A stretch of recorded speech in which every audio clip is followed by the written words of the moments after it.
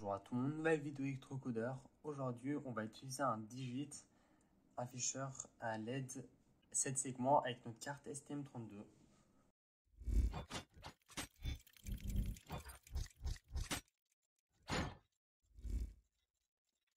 Donc aujourd'hui, on va utiliser notre afficheur de LED avec un Digit avec notre carte STM32. Donc on avait déjà utilisé ce composant là avec notre carte Arduino. Donc pour faire simple, ces composants là, c'est des LED à la dent. Donc ces composants, on les trouve souvent dans des modules d'horloge, de réveil, dans d'autres systèmes souvent qui nécessitent d'afficher des heures ou des choses comme ça.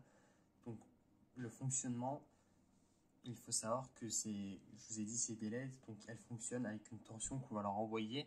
Mais il existe deux types de LED.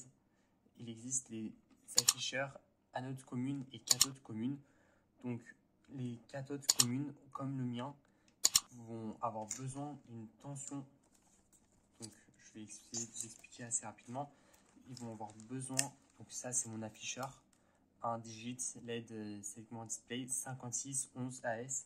Donc si vous demandez comment je sais tout ça, donc vous voyez la référence qui est écrite ici. Je recherchais sur internet, ça m'a trouvé plein de PDF où il y a des branchements, où il y a des pins, etc.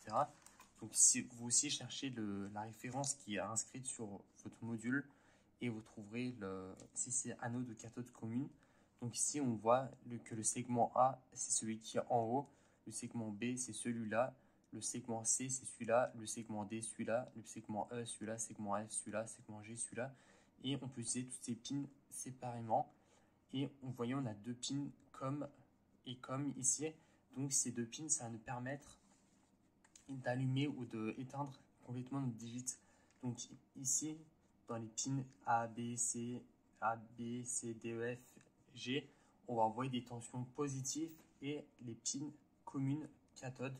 Donc cathode, ça signifie moins et anode, ça signifie plus. Donc on devra envoyer une tension négative dans les pins communes si votre afficheur est un afficheur cathode commune. Mais ça, dans le programme, on va pouvoir le définir. Donc là, l'image que vous voyez à l'écran, ça nous explique assez rapidement aussi c'est quoi la différence entre anode et cathode commune. Donc vous voyez que sinon, j'ai aussi des afficheurs cathode commune comme ici et j'en ai aussi des anodes communes. Donc les anodes communes, au lieu de... Sinon, je prendrai un autre exemple. J'ai un autre ici, donc anode commune. Donc pour allumer le digit, on ne devra pas envoyer une tension négative, mais on devra envoyer une tension positive. Et ce sera dans les LED qu'il faudra envoyer des tensions négatives. Donc ça, dans le programme que j'ai fait, on va pouvoir le régler. Donc si vous avez un afficheur cathode ou anode commune, cette vidéo est faite pour vous. Donc aujourd'hui, on va utiliser juste pour un seul digit. Mais dans la prochaine vidéo, on va utiliser pour 4 digits. Donc vous allez voir que c'est pratiquement pareil le programme. C'est juste qu'on pourra afficher d'autres choses. Donc ça, vous verrez dans la prochaine vidéo. Donc le câblage, il va être assez simple. Ça a des segments qui se suivent. Donc le premier qui est ici, il part à la pin PA0. Donc PA0, ça va être pour le segment A. Donc le segment A, c'est celui du haut. Donc, je vais essayer de vous montrer avec un câble. Le segment A, c'est celui-ci. Vous voyez, celui du haut. Donc le segment A, il vient à la pin PA0. Le segment B, on va le connecter à la pin PA1. Le segment C, qui est ici, le câble vert, à la pin PA2, etc. etc. Donc jusqu'à que le segment G vienne à la pin PA6. Donc le segment G, c'est celui-là. On a aussi le segment DP, Decimal Points, mais ça, on ne va pas l'utiliser. On ne l'utilise pas très souvent. Donc, puisque le câblage, j'ai réussi à le trouver sur Internet, on va l'utiliser dans notre vidéo. Donc, comme vous voyez, là, ici, on a le branchement. Donc, le segment A, c'est celui du haut et l'avant-dernier. Donc, vous voyez, c'est celui-là. On va le connecter ici à travers la résistance. Donc, si vous demandez pourquoi j'utilise des résistances, c'est pour protéger mes LED qui sont là-dedans pour éviter de les griller. Donc, ensuite, juste après, on a le segment B qui va se connecter à la suite. Le segment C, il se trouve ici. Donc, le segment C, je le relie ici. Ensuite, le segment D qui se trouve ici. Bien sûr, le schéma, les câblages se trouvent dans GitHub comme toujours. Vous pourrez aller cliquer dans le lien qui est dans la description. Donc ensuite, le segment E.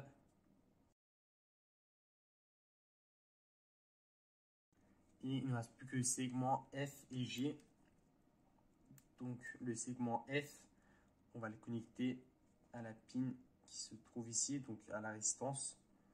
Et il ne reste plus qu'un seul câble à relier, c'est le segment G, comme vous voyez ici. Donc le câblage il est assez compliqué, mais je trouve que c'est quand même assez...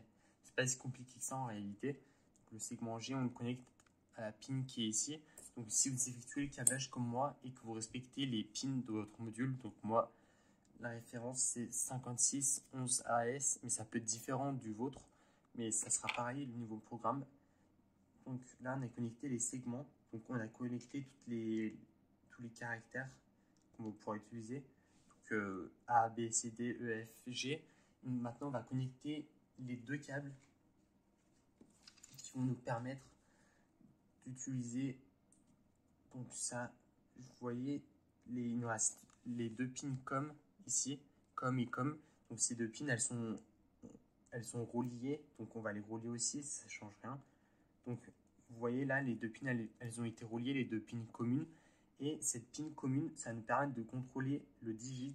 Donc ce digit-là, pour le contrôler, on va le connecter à la pin PB12. Et vous voyez, le câblage là est terminé. Vous voyez qu'il y a quand même beaucoup de câbles, mais c'est en réalité juste des câbles qui suivent.